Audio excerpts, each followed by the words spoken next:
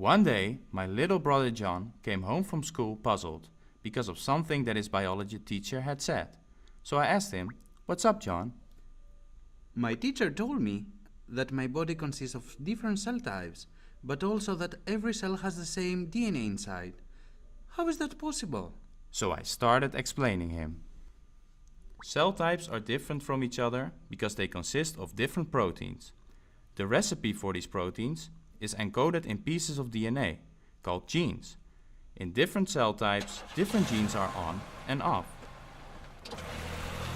But why are some genes on and some genes off in different cell types, if every cell contains the same genes? That's a good question, John. Let's take a look inside the core of the cell, where the DNA is hiding. You see, John, DNA does not only contain genes.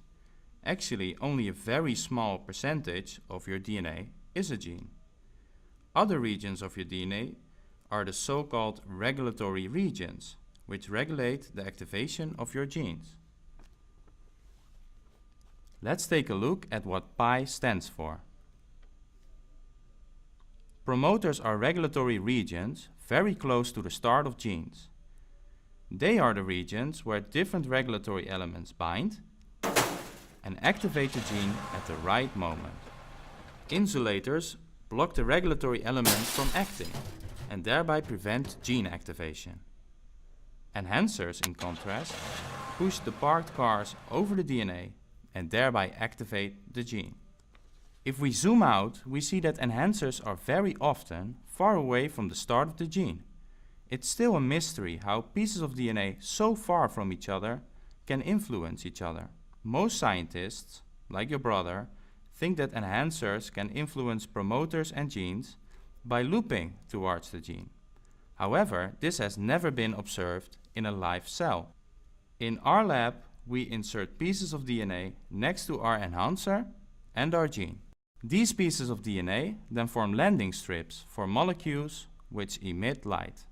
By measuring the distance between the points of light under the microscope, we want to answer if it's true that enhancers and genes loop together and if this is different from one cell type to the other. This will let us know more about gene regulation, since not all cases can be explained by the classical models of gene regulation. In this way, the loops might be the reason why one cell type is different from the other.